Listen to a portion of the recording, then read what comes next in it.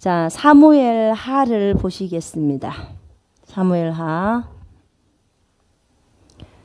15장. 사무엘 하 15장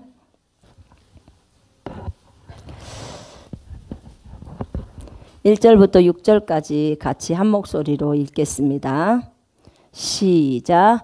그 후에 압살롬이 자기를 위하여 병거와 말들을 준비하고 호위병 50명을 그 앞에 세우니라. 압살롬이 일찍 일어나 성문 곁에 서서 어떤 사람이든지 송사가 있어 왕에게 재판을 청하러 올 때 그 사람을 불러 이르되 너는 어느 성읍 사람이냐 하니 그 사람의 대답이 종은 이스라엘 아무 지파에 속하였나이다 하면 압살롬이 그에게 이르기를 보라 네 일이 옳고 바르다마는 네 송사를 들을 사람을 왕께서 세우지 아니하셨다 하고 또 압살롬이 이르기를 내가 이 땅에서 재판관이 되고 누구든지 송사나 재판할 일이 있어 내게로 오는 자에게 내가 정의를 베풀기를 원하노라 하고 사람이 가까이 와서 그에게 절하려 하면 압살롬이 그 손을 펴서 그 사람을 붙들고 그에게 입을 맞추니 이스라엘 무리 중에 왕께 재판을 청하러 오는 자들마다 압살롬의 행함이 이와 같아서 이스라엘 사람의 마음을 압살롬이 훔치니라. 아멘. 아멘. 여러분 압살롬은 다윗 왕의 아들입니다. 다윗 왕. 다윗 왕에게는 몇 명의 부인이 있었습니다. 그런데 그 부인 중에 한 사람의 아들이 압살롬이에요. 그런데 그 압살롬은 너무나 잘생겼습니다. 거기 14장 25절에 보니까 온 이스라엘 가운데에서 압살롬같이 아름다움으로 크게 칭찬받는 자가 없었으니 그는 발바닥부터 정수리까지 흠이 없음이라. 얼마나 잘생겼으면 흠이 없다고 할까요? 그죠? 여러분 저는 얼굴에 점도 40개가 넘거든요. 그런데 압살롬은요 머리끝부터 발바닥까지 흠이 없었대요. 흠이. 제가 여러분 한번 볼게요. 흠이 없는 분이 있는지. 우리는 여러분 다 독특한 백성입니다. 맞죠? 독특한 백성이에요. 그러면 우리가 독특한 백성이기 때문에 우리 주님께서 독특하신 분이십니다. 우리 아버지가. 그래서 그 아버지의 아들들인 우리들은 독특하지 아니할 수가 없습니다. 네, 독특한 백성이죠. 그런데 여러분 보세요. 우리는 코나 입이나 눈이나 다 다르게 생겼어요. 물론 눈 두 개, 코 하나, 입 하나는 똑같습니다. 그러네 어떤 사람은 눈이 짝짝이 눈도 있고 또 찢어진 눈도 있고 쌍꺼풀 눈도 있고. 여러분 어떤 것이 미의 기준입니까? 어떤 것이 미의 기준이에요? 쌍꺼풀? 여러분 그거는 이 시대에 여러분이 만든 것이고요. 하나님이 보실 때 우리 모두는 하나님의 창조 작품입니다. 맞나요? 옆 사람 한번 봐보세요. 당신은 참으로 아름답습니다. 이렇게 표현해 보겠습니다. 네, 당신은 너무나 아름답습니다. 하나님의 창조 작품입니다. 하나님의 창조 작품이에요. 하나님의 작품. 여러분 하나님의 작품을 어머 당신 너무 이상하게 생겼다 이렇게 얘기를 하면 누구를 멸시하는 것입니까? 하나님을 멸시한 거예요. 하나님이 너무나 아름답게 만들었는데 하나님이 보실 때는 그 사람이 너무 아름답다는 거예요. 여러분이 보실 때 제가 점이 많고 그래서 아름답지 않을 수 있어요. 근데 우리 주님이 나를 볼 때는 너무 아름답다는 거예요. 그래서 나는 그것을 믿기로 했습니다. 네. 그렇습니다. 주님은 저를 정말 독특하게 만드셨어요. 여러분 옆에 계신 분들 참 독특하게 생겼죠? 한번 보세요. 정말 독특하십니다. 예. 여러분 전 세계에서 똑같이 생긴 사람은 아무도 없잖아요. 그죠? 어쩜 저렇게도 다르게 생겼을까? 여러분 하나님이 독특하신 분이고 우리로 하여금 독특한 백성이 되게 했습니다. 맞지요? 예, 우리는 보통 사람이 아니에요. 독특한 백성입니다. 나는 보통 사람처럼 살고 싶어요. 아이고 안 되셨습니다. 예수 믿으면 다 보통 사람이 이제 졸업입니다. 예수만 믿어버리면 우린 다 독특한 백성이 돼버려요. 아니 우리가 여호와의 딸이고 아들이에요. 신의 아들 딸들이 어떻게 안 독특할 수가 있냐 그 말입니다. 예? 그렇습니다. 우리는 독특한 백성이에요. 그러니까 눈은 두 짝이면 됩니다. 코 하나 입 하나면 충분합니다. 그것이 째졌던 그게 쌍꺼풀로 돼 있던 코가 납작하든 높든 상관없어요. 독특함을 나타내기 위해서 하나님이 그렇게 지었습니다. 아멘. 하나님이 여러분을 보시고 정말 너는 나의 걸작품이야. 정말 멋지다. 이러면 우리는 멋집니까? 안 멋집니까? 자신감이 없군요. 아니 왜 이렇게 자신감이 없지요? 자, 저 따라하세요. 자기를 가리키면서 나는 주 안에서 독특한 하나님의 자녀입니다. 하나님이 나를 보실 때 최고로 멋지게 나를 보십니다. 아멘. 여러분, 여러분이 여러분을 보실 때도 예수님이 여러분을 보시듯이 보십시오. 그것이 정답입니다. 정답이에요. 많은 사람들이 왜 성형수술을 해요? 못생겼다고 생각하니까. 그런데요, 주님의 창조작품이라는 그것을 딱 묵상을 하잖아요. 그러면 더 이상 성형수술 하려고 안 해요. 주님의 창조작품, 어느 누구도 건드릴 수 없고 어느 누구도 똑같이 만들 수가 없어. 그 정도의 완벽한 작품. 그리고 절대로 똑같이 안 만들어. 쌍둥이도 똑같이 안 만들어요. 그죠? 만약에 이 창조작품을 너 왜 이렇게 이상하게 생겼냐? 만약 그러면 그거는 그분을 창조하신 정말 그 하나님을 멸시하는 거예요. 여러분 하나님의 지혜로 사람을 만들죠. 그죠? 하나님의 지혜가 얼마나 크면 이렇게도 다양하게 사람을 만드냐 그 말입니다. 그런 거죠. 그러니까 하나님이 만드신, 하나님이 하시는 모든 일은 옳으십니까? 진짜로 옳으십니까? 학생들 아멘 해보세요. 하나님이 하시는 모든 일은 옳으십니까? 그럼 하나님이 여러분을 그렇게 만들었어요. 이것도 옳으십니까? 그럼 성형수술 해야 돼요? 안 해야 돼요? 아셨지요? 아셨습니까 여러분? 네? 하나님이 여러분을 이렇게 만드셨어요. 그렇습니다. 그래서 여러분 절대로 기죽지 마요. 왜요? 우리는 여호와의 딸이고 아들인께. 아셨죠? 예. 그러니까 기죽어야 될 이유가 없어요. 기를 죽는다. 그럼 자신의 아버지가 누군지를 모르니까 그러는 거예요. 자신의 아버지가 누구인지만 안다면 기죽어야 될 이유가 없어요. 예. 여기에 보니까 압살롬이 아름다웠대요. 압살롬이 다윗의 아들이라고 했습니다. 남자를 아름답다고 표현합니다. 예. 크게 또 칭찬받는 자라고 했어요. 그리고 아무런 흠이 없다고 합니다. 흠이 없이. 그의 머리털이 무거움으로 연말마다 깎았으며 그의 머리털을 깎을 때 그것을 달아본 즉 그의 머리털이 왕의 저울로 200세켈이 있었더라. 그 당시에는 머리털이 무거우면 굉장히 좋았나 봐요. 여러분 요즘은 머리털이 가볍게 하려고 수술 치죠. 그죠? 예. 또 머리털을 가볍게 하려고 그 뭐요? 우리 혁수가 한 머리가 뭐냐? 저거 뭔 머리라게요? 에? 아 투블럭. 투블럭이라 합니다.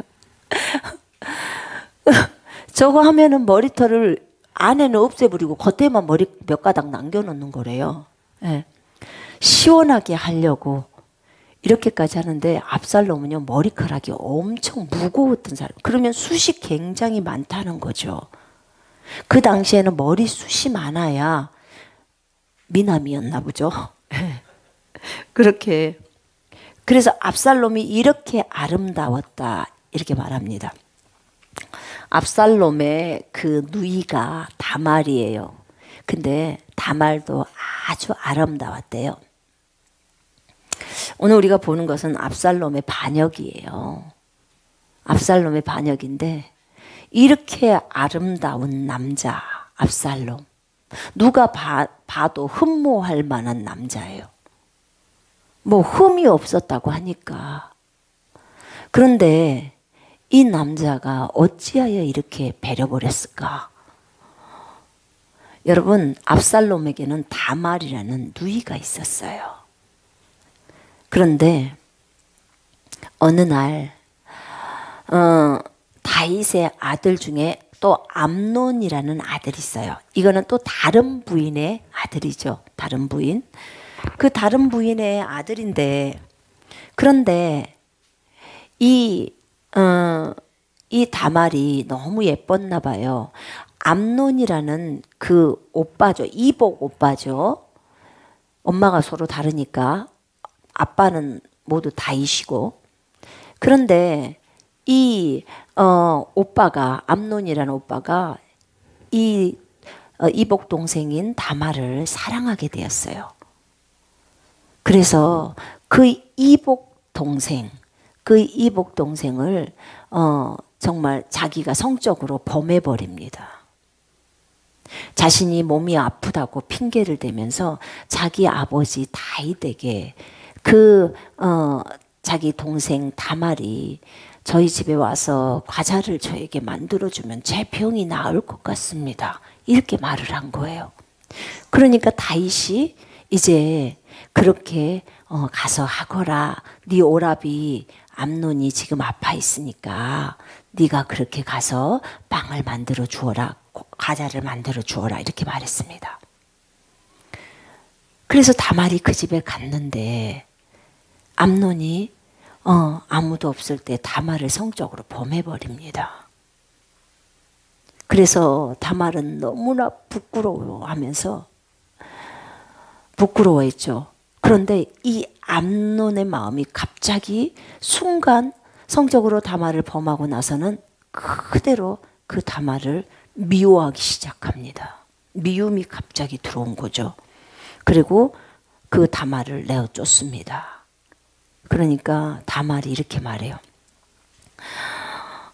오라버니, 이 이스라엘에서 이런 큰 죄악을 저질러 놓고 이제 나를 책임지시지 않으면 어떡합니까? 그런데 그 죄를 저지르기 전에 이 다말이 이런 얘기를 해요. 오라버니, 진짜 오라버니가 나를 사랑한다면 왕에게 말씀하셔서 나를 아내로 주라고 하십시오. 그럼 왕께서 허락하실 겁니다. 그런데 그 암논이 그렇게 하지 않고 범죄를 해버린 거죠. 그리고 범죄를 하고 나서 그를 내쫓아버리는 거예요. 근데 이 다말이 정말 너무나 부끄러워서 어떻게 할 수 없고 죄를 뒤집어 쓰고 자기 오라비 압살롬, 친오빠죠. 압살롬의 집으로 갑니다. 압살롬이 말합니다. 너의 이 욕을 당하는 이것을 지금은 누구에게도 말하지 마라. 내가 반드시 복수해 주마 하는 겁니다. 그리고 세월이 조금 흐릅니다. 그리고 이제 압살롬이 양털을 깎을 때 자기 아버지 다윗에게 들어가서 말합니다. 아버지, 저에게 형들을 보내주시고 가족들 보내주셔서 제가 대접할 수 있도록 해주십시오. 그러니까 아버지도 오십시오. 아니다, 나는 안 가겠다. 그럼 너희 형들만 가게 하겠다. 그래서 형들을 초대합니다. 그리고 압살롬이 드디어 암논을 죽이려고 계획을 합니다. 그리고 자기의 신하들에게, 부하들에게 명합니다. 왕자니까 부하들이 있겠죠. 예. 그래서 명합니다. 이럴 때 가서 암논을 죽여라. 그래서 그들이 그대로 순종합니다. 암논을 죽입니다. 왕자들은 겁에 질려갖고 이제 다윗에게 도망옵니다. 그래서 이제 압살롬은 자기 이복 형을 죽였잖아요. 자기 동생을 욕보였다고 해서 죽여버린 거예요. 그리고는 아버지를 피해서 구슬이라는 곳으로 가서 다른 나라로 가버립니다. 가서 그곳에서 3년간을 삽니다. 3년 동안 아버지의 낯을 피해서 갑니다. 이제 큰아들 암논이 죽어버렸어요. 다윗은 너무나 슬펐습니다. 친아들이 죽은 거잖아요. 그것도 자기 동생이 형을 죽인 사건이에요. 물론 이복 동생이긴 했지만 그런 거죠. 그러나 세월이 지나면서 3년 정도의 시간이 지나니까 이제 다윗은 자신의 아들 압살롬을 보고 싶어 합니다. 이때 요압이라는 다윗의 부하가 가서 압살롬을 데려옵니다. 이제 왕이 압살롬을 그리워하니까 데려오는 거예요. 그런데 다윗 왕은 압살롬이 왔을 때 그의 얼굴을 보지 않고 그의 집으로 가라고 해라 딱 그럽니다. 그리고는 예루살렘으로 돌아온 거예요. 구슬 땅에서. 근데 2년 동안 2년이 지나도록 다윗은 압살롬을 만나지 않습니다. 그러니까 아들이 오는 걸 원했지만 큰아들을 죽였기 때문에 그를 2년 동안 가까이 두고도 보지 않았던 거예요. 압살롬은 또 이때 속이 상하죠. 자기를 불러들였으면 왕이 자기 얼굴을 뵈야 되는데 안 뵈는 거죠. 그래서 요압을 불러서 자기를 아버지에게 아버지 얼굴을 아련하라고 뵐 수 있도록 해달라고 하는 거죠. 그때 다윗 왕이 압살롬을 맞이합니다. 압살롬이 자기 아버지 왕에게 절을 하고 왕은 압살롬의 입에 입을 맞춥니다. 이제 받아들인 거죠. 그럼 우리 생각에는 참 이제 잘했다. 서로 이제 화해가 되었구나 라고 말할 수 있어요. 여러분, 압살롬이 이렇게 암논을 죽인 사건은요, 사실은 이미 예언되어 있었어요.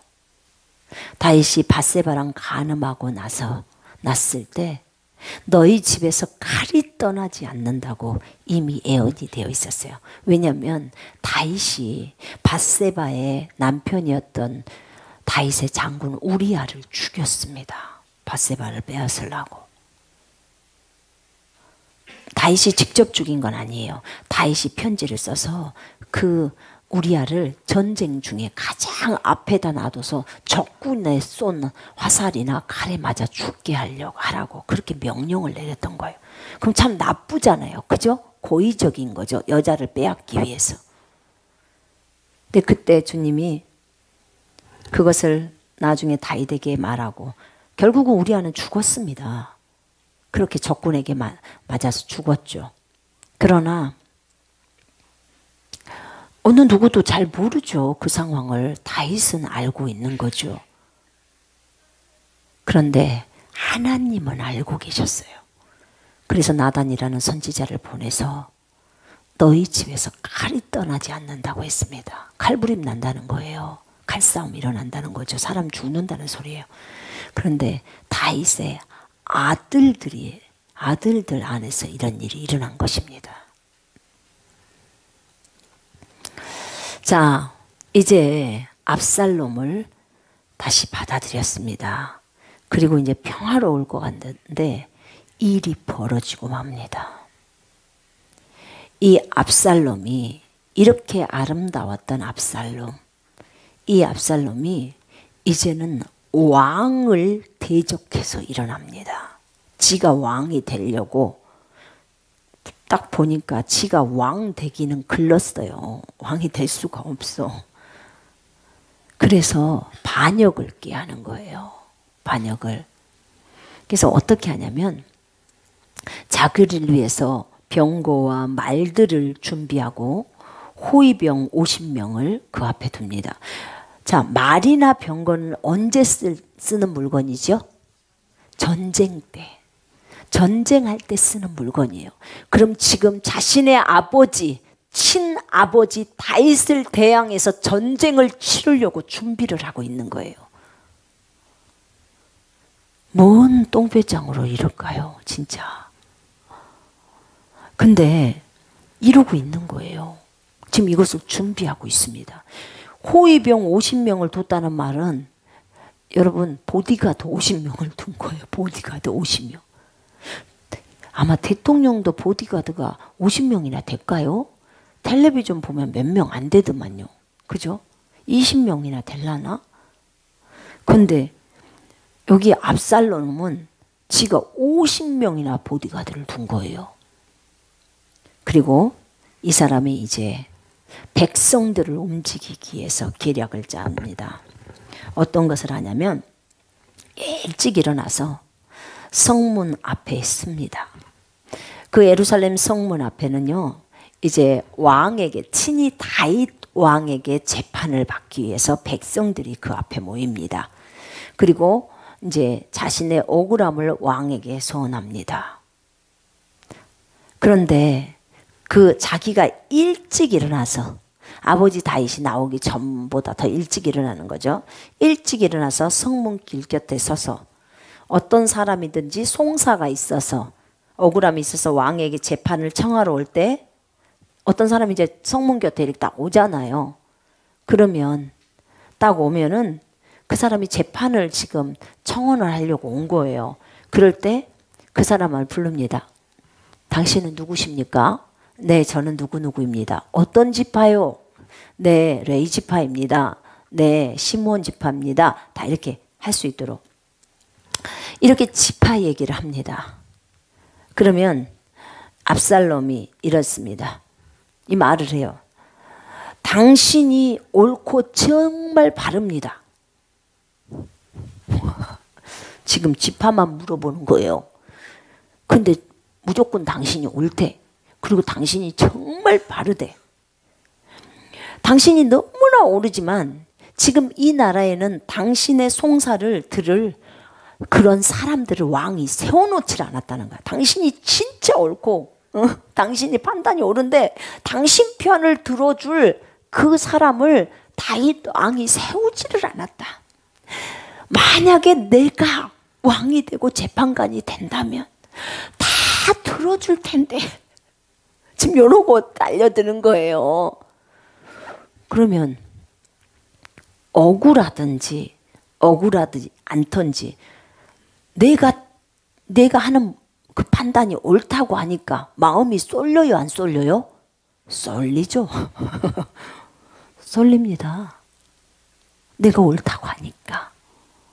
재판을 받으러 오는 사람들은 대부분 억울한 사람들이 오잖아요. 그죠? 당한 사람들이 오잖아요.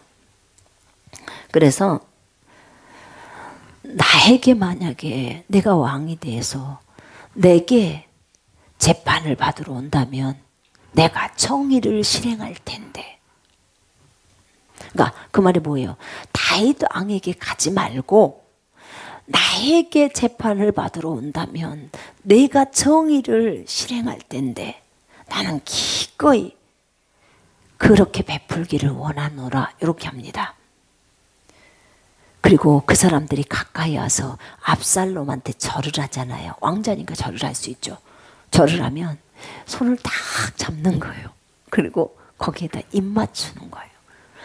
와, 이 왕자가 진짜 나를 존중하는구나. 진짜 나를 존중하는구나. 그래서 어떻게 했냐면 이스라엘 무리 중에 왕께 재판을 청하러 오는 자들마다 압살롬의 행함이 이와 같아서 이스라엘 사람들의 마음을, 무엇을요? 마음을 압살롬이 훔치니라. 이스라엘 사람들의 마음을 압살롬이 도둑질합니다. 원래 이 마음은 누구에게 가야 합니까? 다윗 왕에게 가야 합니다. 주님이 뽑으신 다윗에게 가야 돼요. 그런데 그 다윗 왕을 대적해서 그 아들이 일어난 것이고, 그 아들은 어떻게 해야 이스라엘 백성들이 자기에게로 돌아올 것인지 인간적인 방법을 씁니다. 그래서 그들의 마음을 도적질해 버립니다. 여러분, 이것은 하나님이 기뻐하실 걸까요? 아니죠. 아닙니다. 여러분, 마귀가 우리의 마음이 하나님께로 향해야 되는데, 마귀가 우리의 마음이 다른 걸로 향할 수 있도록 진행시킵니다. 맞지요? 그것이 텔레비전일 수 있고, 그것이 스마트폰일 수 있고, 그것이 게임일 수 있고, 그것이 야한 동영상일 수 있습니다. 그렇습니다. 얼마든지 가능해요. 그런데 여기서는 압살롬이라는 이 아들이 왕에게 가야 할 마음을 도둑질하는 거예요. 도둑질.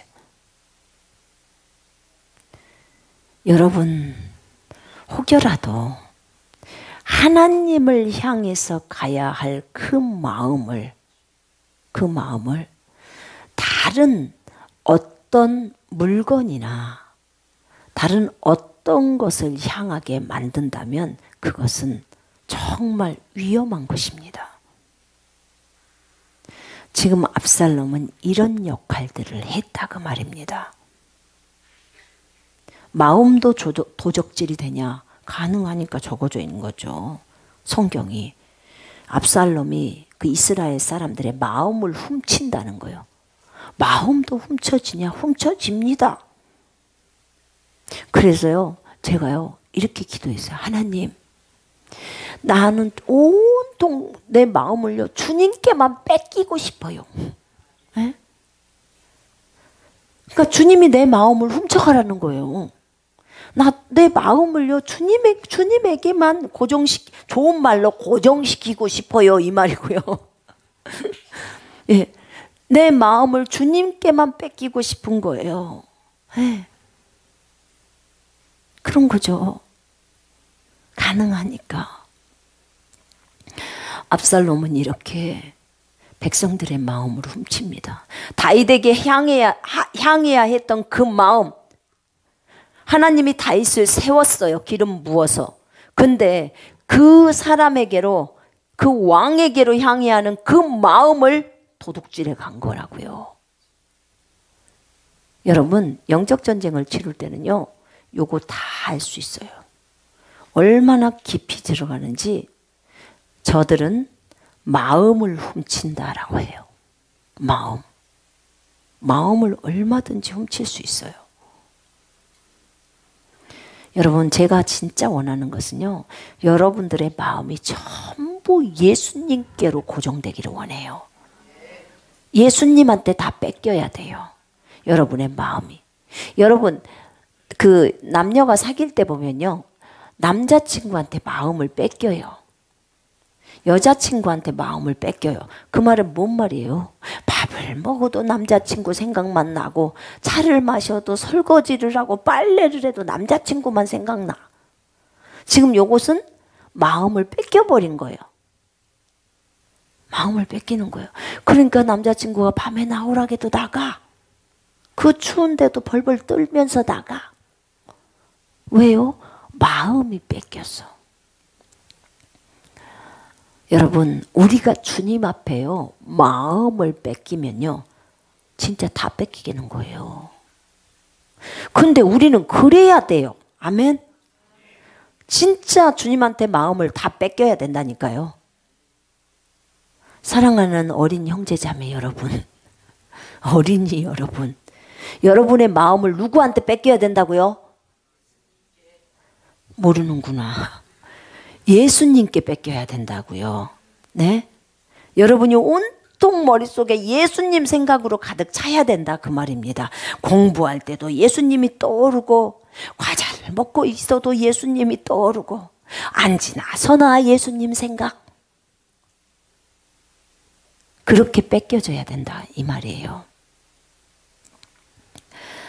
오늘 이 압살롬은 이스라엘 백성의 마음을, 다윗을 향해서 있었던 그 마음을 도둑질을 했어요. 그래서 이 마음이 전부 누구를 향해서 와요? 압살롬을 향해서, 백성들의 마음이 압살롬을 향해서 옵니다. 다윗에게서 마음을 떠나게 해요. 그런 거죠. 그리고 4년이 지난 후에 이제 다윗은 이제 왕에게 갑니다. 왕이시여, 제가 헤브론 좀 갔다 와야겠습니다. 헤브론. 왜 가느냐? 예, 제가요 그술에 있었을 때 왕이 나를 불러서 예루살렘에 무사히 가게 한다면 내가 헤브론에 가서 하나님께 제사 드리려고 그렇게 서원했습니다. 다녀오너라 그렇게 말합니다. 근데 사실은 압살롬이 왕이 되려고 그동안 지금 작업을 했잖아요. 4년 동안. 그죠? 이 마음을 움직이려고. 인간적이지만 그렇게 말을 하기 때문에 진행된 거죠. 그리고는 200명을 이끌고 헤브론으로 갑니다. 200명 따라간 사람은 압살롬이 왜 자기들을 데리고 갔는지 몰라. 그냥 제사 지내러 가나 보다 그러고 간 거예요. 근데 압살롬은 이제 종들을 그 12지파에게 다 보냅니다. 나팔 불면 압살롬 왕 만세! 그렇게 하라는 거예요. 백성들한테. 그래서 그렇게 압살롬이 시킵니다. 그래서 그렇게 시켰더니 백성들이 다 압살롬 왕 만세! 합니다. 그리고 다윗의 뭐라 그래야죠? 계략가? 다윗에게 정책을 주고 계략을 주고 이걸 모사꾼이라고도 하는데요. 다윗의 지혜자라고 말하죠. 다윗에게 이런 정책을 펼치십시오 하는 사람. 그 사람이 아히도벨이에요. 아히도벨인데 이 다윗에게 지혜를 주는 이 아히도벨을 압살롬이 청합니다. 너 나랑 손잡자. 우리 아버지 버려버리고. 나랑 손잡으면 내가 너 한 자리 줄게. 이렇게 합니다. 그러니까 아히도벨이 바로 다윗을 버립니다. 그리고 바로 배반을 때립니다. 그리고 바로 압살롬하고 손을 잡습니다. 이제는 헤브론에서 다윗이 왕이 아닌 압살롬이 왕이 되었다 외칩니다. 전령이 옵니다. 전령이 뭐냐면 소식을 전하는 사람이에요. 소식을 전하는 사람이 다윗에게 옵니다. 다윗 왕이시여, 큰일 났습니다. 지금 헤브론에서 압살롬이 왕이 되었습니다. 백성들의 마음이 전부 압살롬에게 다 갔습니다. 압살롬이 이렇게 꾸몄습니다. 왕이시여, 어떻게 하면 좋습니까? 그러니까 다윗이 도망가자. 압살롬이 이곳에 이곳에 도착하면 우리는 다 죽는다. 도망가자. 그렇게 말합니다. 제가 이걸 볼 때요. 예전에 우리 한국에서도 보면 조선왕조 500년이나 이런 상황들 보면 꼭 왕이 되면 꼭 형제 자매들을 다 죽입니다. 왕자들 있잖아요. 꼭 그 왕자들을 다 죽여. 왜 죽일까요? 자기 왕위를 뺏을까 봐 죽이는 거예요. 그런 거죠. 그런데 압살롬도 그러는 거예요. 그런 역할들을 하는 거죠. 지금 자기 아버지 다윗을 대적해서 왕이 되려고 일어나는 거예요. 그러면 압살롬의 목적은 무엇 것이에요? 정말 다윗을 죽이겠다는 거예요. 이게 살인의 죄악이잖아요. 그죠? 이렇게 큰 죄악인데도 그 죄를 인식 못하고 기어이 하려고 하는 거예요. 그 이쁘다고 말하는 그예요. 그러니까 얼굴만 이쁘다고 다가 아니다 그 말입니다. 알겠어요? 청소년 여러분? 알았지요? 얼굴 이쁘다고 남자들 선택하면 일 납니다. 뛰어났다니까요. 압살롬처럼 정말 흠이 없는 사람이었잖아요. 근데 이 마음 안에서는 이 악이 이렇게 악함이 있는 거예요. 그리고 다윗을 따르는 백성들과 함께 도망갑니다. 자기 아내들을 다 데리고 다윗 그 성 안에는 10명의 후궁들만 남겨놓습니다. 10명의 후궁들을 남겨놓습니다. 그리고는 이제 도망을 갑니다. 도망을 갈 때 아렉 사람 후세라는 사람이 있었습니다. 아렉 사람 후세는 정말 다윗을 또 돕는 그 모사꾼이었어요. 지혜자죠. 왕이시여 제가 따라가겠습니다. 아니다. 넌 나 따라오지 마라. 제가 따라가기를 원합니다. 아니다. 너는 지금 압살롬이 예루살렘으로 들어왔으니까 예루살렘에 가서 압살롬에게 가거라. 이렇게 말하거라. 압살롬 왕이여, 나는 당신의 아버지의 신하였는데 내가 오늘 다윗을 버리고 지금부터는 당신을 섬기겠나이다. 이렇게 말해라. 그럼 압살롬이 분명히 너를 받아줄 것이다. 말합니다. 그리고 너와 함께 사독과 아비아달이라는 제사장이 있다. 그들도 다 우리 편이다. 내가 그들을 거기 예루살렘에다 남겨놨다. 그들이 원래 언약궤를 메고 다윗을 따라오려고 했는데 아니다. 다시 들어가거라. 하나님이 다시 나를 불쌍히 여기시고 왕으로 예루살렘으로 부르면 다시 와야 되지 않겠느냐. 너희가 지금 나를 도와라. 그래서 거기에다 심어놓은 거예요. 다윗이. 근데 이 압살롬은 사독과 아비아달이 정말 자기 편인 줄 아는 거죠. 모르는 거죠. 지금 사독과 아비아달하고 그 다음에 후세가 아렉 사람 후세 이 세 사람이 지금 다윗을 돕는 사람인데 압살롬은 이 사람들이 다 자기 편인 줄 알고 있어요. 아렉 사람 후세 그 후세를 내보낼 때 다윗이 이제 먼저 아이도벨이라는 사람이 압살롬을 돕는 책략가라는 것을 듣게 됩니다. 왕이요, 당신을 돕던 그 사람이 지금 압살롬하고 붙어버렸습니다. 어떻게 하면 좋습니까? 왜냐하면 그의 책략이 뛰어나거든요. 그러니까 다윗이 그렇게 얘기를 합니다. 하나님, 이 아이도벨의 계략이 무산되게 해주십시오. 그렇게 기도합니다. 아이도벨의 계략이 완전히 다 없어지게 해주십시오. 무산이 완전히 깨뜨려 버려지게 해주십시오 하고 기도합니다. 그게 계략이 들어오면 압살롬이 그의 말대로 따르면 다윗은 죽어야 되는 거예요. 그 기도를 했어요. 그 기도를 하고 그리고 아렉 사람 후세를 보내는 거죠. 아니나 다를까 압살롬이 예루살렘으로 들어와 가지고 자신의 아버지의 후궁들과 성적인 관계를 갖습니다. 정말 이거는 정말 저질러서는 안 되는 죄악들을 저지르는 거예요. 근데 이것도 사실은요, 다윗이 밧세바를 간음하고 동침했을 때 주님이 말했던 말이에요. 너는 몰래 이렇게 간음했지만 정말 네 아내 될 사람은 정말 대낮에 동침시키겠다는 거예요. 다윗은 톡톡히 죗값을 받습니다. 그런 거죠.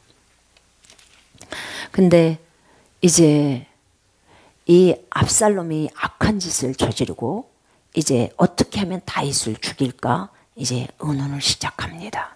그때 아히도벨이 말합니다.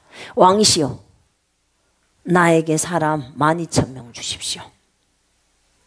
내가 오늘 밤에 이 12,000명을 데리고 가서 다윗에게 이르겠습니다. 그리고 피곤할 때 내가 가서 쳐서 다른 그들을 지키는 그 사람들 죽일 것도 아니에요. 그냥 다윗만 죽여버리면 됩니다. 그렇게 말했어요.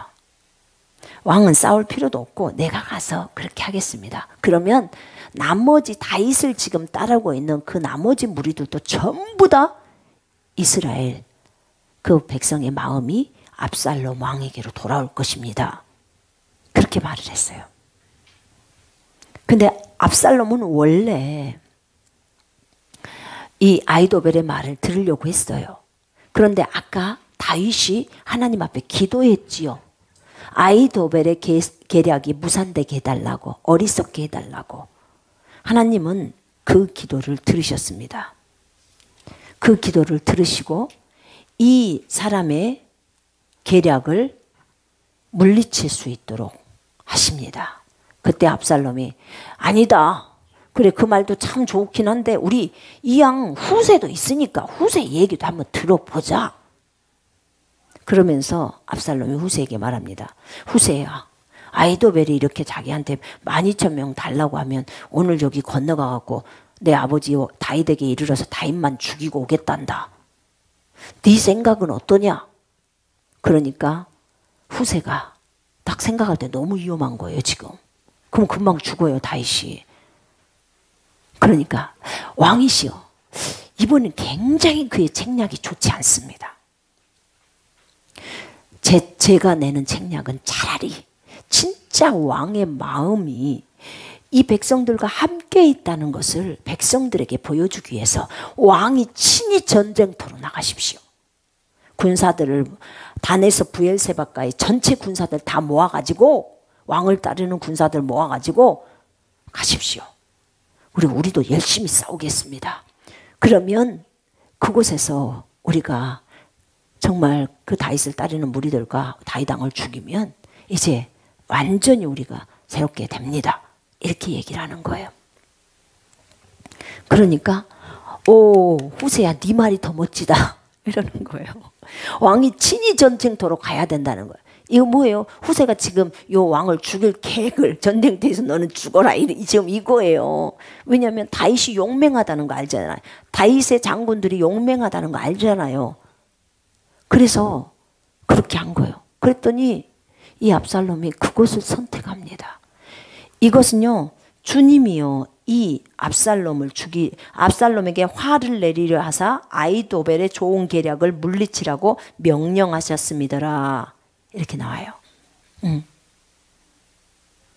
이렇게 하나님이 압살롬을 죽이려고 하시는 거예요. 너무 악하게 행동했기 때문에.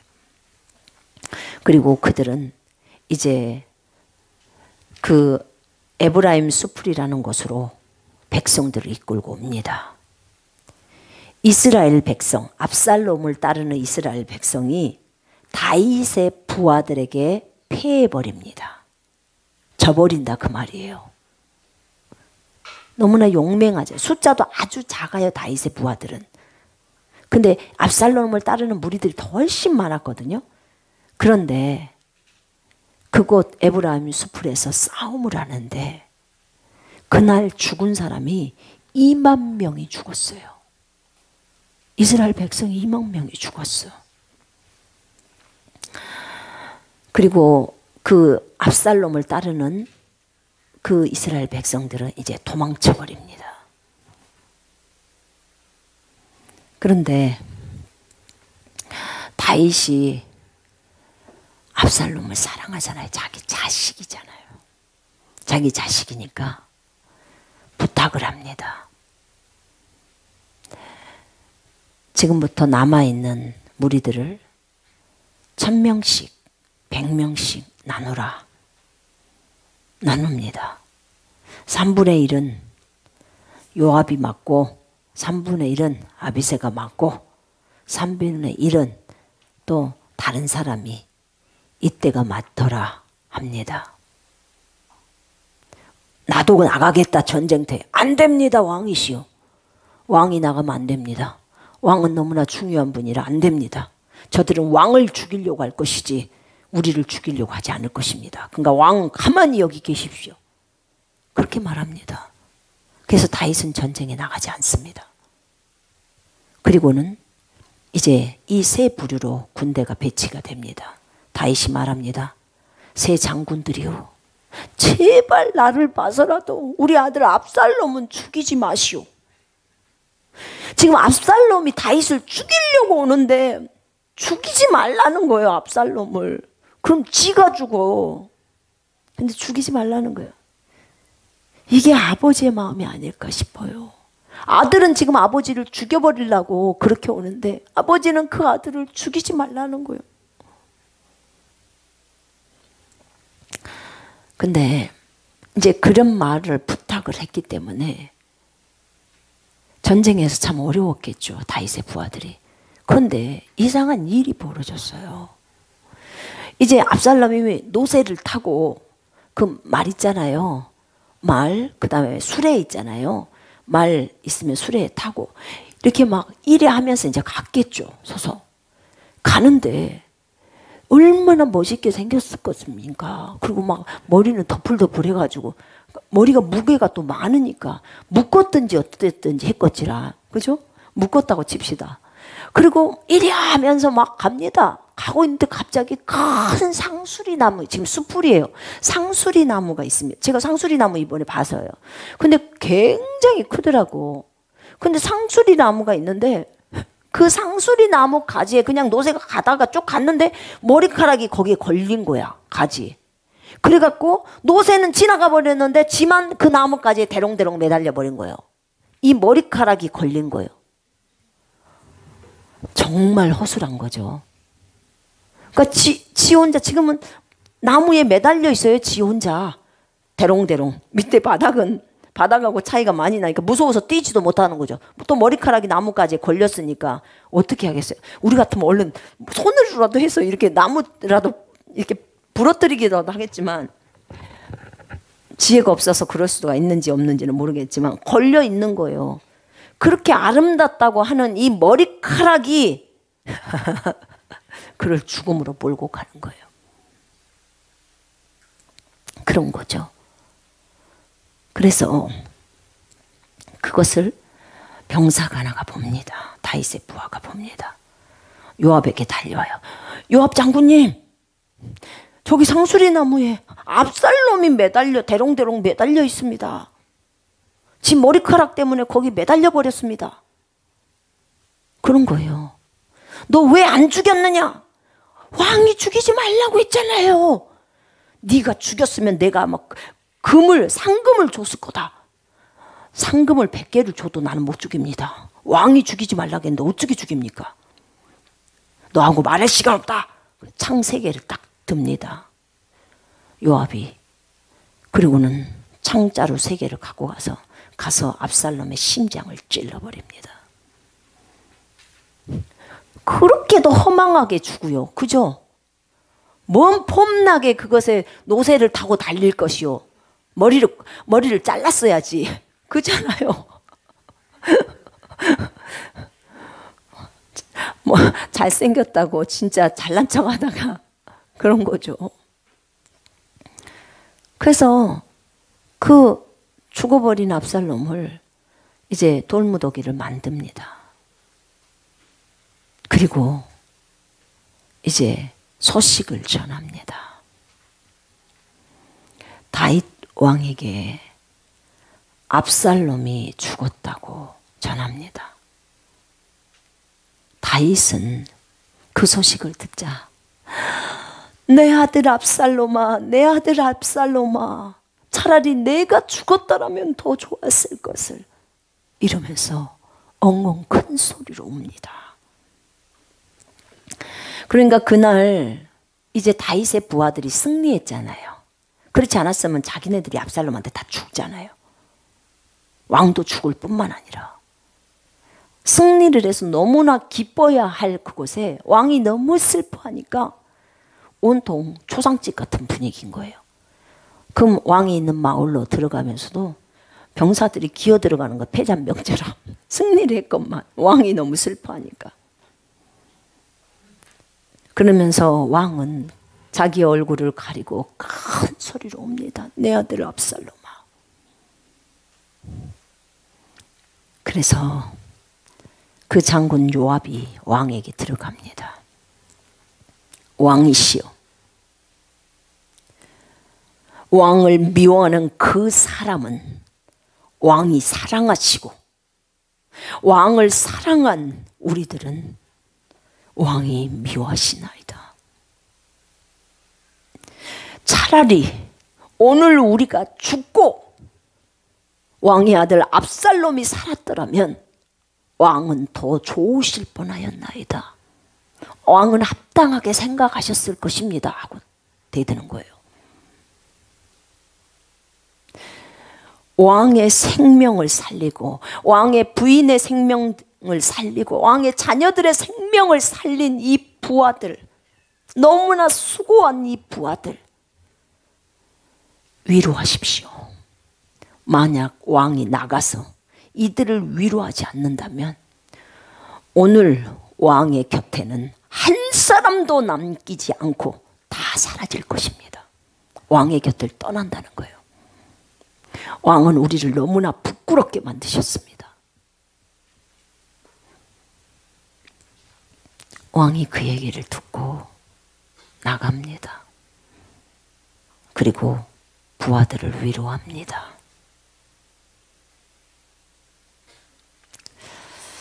결국 다윗 왕은 다시 예루살렘으로 가서 다시 왕의 역할들을 합니다.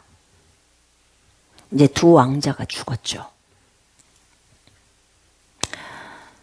근데 이 다윗의 이야기, 이 압살롬의 이야기를 보면서 사람의 마음을 훔친 압살롬의 결과가 너무나 비참하다는 거예요. 여러분, 우리는 성경을 보면서요, 반드시 교훈을 배워야 합니다. 교훈. 왕에게 가야 할 그 마음을 빼앗은 압살롬, 자기가 왕이 되겠다고 스스로 반역을 깨하는 그 압살롬이 결국은 너무나 허망하게 상수리나무에 대롱대롱 매달려서 죽고 말아요. 자기 꾀에 빠진다는 것입니다. 하나님이 자기 꾀에 넘어가게 만들어요. 얼마나 어리석습니까? 여러분, 혹여라도 우리는 이러고 있지는 않습니까? 정말 그 마음이 우리 주님께로 향하고 있습니까? 여러분의 마음은 어디에 있습니까? 여러분, 양들의 마음은 목자에게 있어야 합니다. 아멘. 양들의 마음은 목자에게 있어야 돼요. 그런데 목자에게로 가야 할 그 마음을 혹여 우리가 정말 그 마음을 빼앗는 역할을 하고 있지 않습니까? 하나님을 향해서 가야 할 그 마음에 마귀의 계략으로 그 마음이 다른 어떤 물건에게 가도록 우리가 혹시 그런 역할을 하고 있지는 않습니까? 여러분, 자녀들이 영화 보는 거 좋아해요. 그런 부모들이 자녀들의 마음이 영화를 볼 수 있도록 그 자녀들의 마음을 기쁘게 해준다고 하는 거예요. 그러나 그 자녀들의 마음은 하나님께 있어야 합니다. 맞죠? 그러면 내가 그 자녀들에게 세상적인 영화를 보여준다면 그 마음을 마귀에게 빼앗기게 만드는 거예요. 영화에 빼앗기게 만드는 거예요. 그것도 내가 악을 행하는 거와 마찬가지예요. 우리 부모들은 책임이 있습니다. 여러분 잘 보셔야 돼요. 오늘 압살롬의 이 행동들을 보시면서 사람들의 마음을, 다윗 왕에게로 향해야 될 그 마음을 자신이 도둑질한 것처럼 우리는 예수님께로 향해야 될 그 마음을 혹여라도 우리가 정말 그분께로 향하지 못하게 하고 있지는 않는지, 또 자신 안에서 내가 주님의 마음을 향해서 가야 되는데, 주님에게만 내 마음을 뺏겨야 되는데 다른 어떤 것에 뺏기도록 내가 내버려 두고 있는지 우리 자신을 점검해야 됩니다. 자, 너무 내 생각을 공부에게다만 뺏겼다. 그것도 안 돼요. 학생일지라도 안 됩니다. 첫 번째가 주님이셔야 합니다. 아멘. 너무 그 마음을 남편에게 뺏겼다. 너무 아내에게 뺏겼다. 안 돼요. 그것도. 첫 번째가 주님이셔야 합니다. 그 다음에 아내고 남편이에요. 여러분의 마음을 돈에 뺏겼습니까? 돈에 뺏기면 주님께 안 뺏깁니다. 온통 돈 생각이에요. 여러분 주식하면 생각이 어디에 뺏겨요? 이것이 올랐나 안 올랐나 그거에다 뺏겨요. 계속 컴퓨터에 뺏긴다고요. 그거 보고 들여다만 보고 있잖아요. 그죠? 여러분 유튜브에다가, 여러분 그 스마트폰에다가 마음을 뺏기면 계속 그것만 들여다보고 있잖아요. 그래요 안 그래요? 그래요. 여러분 그것을 주님한테 뺏겨야 합니다. 아멘. 예수님께 뺏겨야 돼요. 여러분 우리는 안 지나서나 주님 생각해야 합니다. 아멘. 자나 누우나 주님 생각. 아시겠죠? 차에 타거나 내리거나 주님 생각. 그런 거예요. 내가 얼마나 내 마음을 주님께 뺏기고 있나 안 그러나 우리는 이걸 봐야 합니다. 그렇게 멋지고 잘생겼다는 그 이뻤던 압살롬, 머리카락 좋다고 자랑 그렇게 했던 압살롬, 지 머리카락 때문에 지가 망해요. 그런 거죠. 여러분 결코 외모는 우리를 하나님 앞에 바르게 서게 할 수 없습니다. 하나님은 사람의 중심을 보십니다. 아멘. 여러분의 중심이 어디 있습니까? 여러분 그 하나님이 우리의 아버지십니다. 여러분의 아버지세요. 하나님의 아들들은요 생각이 아버지께 있어야 합니다. 예수님도 항상 생각이 아버지께 고정되어 있었습니다. 아버지의 음성에 순복했고 아버지가 뭐라고 말하는 대로 그대로 했고 아버지의 뜻을 이루는 것이 자신의 양식이라고, 먹을 음식이라고까지 표현했습니다. 아버지, 아버지, 아버지, 아버지. 아버지께 고정되어 있었어요. 여러분 우리 하나님의 아들들은 영입니다. 이 하나님의 아들들은요 생각이 아버지께 고정되어 있어야 합니다. 예수님이 어떠하신 것처럼 우리도 어떠해야 합니다. 아멘. 여러분의 생각이 하나님 아버지께 고정되어 있지 않다면 여러분은 생각을 어디다 두는 것입니까? 이 시간에 우리 기도하겠습니다. 우리의 마음을 주님께로 고정시키십시다. 아멘. 다른 어떤 것들에 뺏기지 마십시다. 우리 이 시간에 하나님, 내 마음이 어디에 뺏겼습니까? 내 마음이 도적질을 당하는 것이 어디였습니까? 어떤 사람에게 뺏겼습니까? 아니면 내가 핸드폰에 뺏겼습니까? 아니면 내가 텔레비전에, 세상의 노래에 뺏겼습니까? 아니면 영화에 뺏겼습니까? 공부에 뺏겼습니까? 하나님, 나의 죄악을 용서해 주십시오. 내가 내 마음을 아버지께 뺏기기를 원합니다. 이렇게 고백하십시다. 우리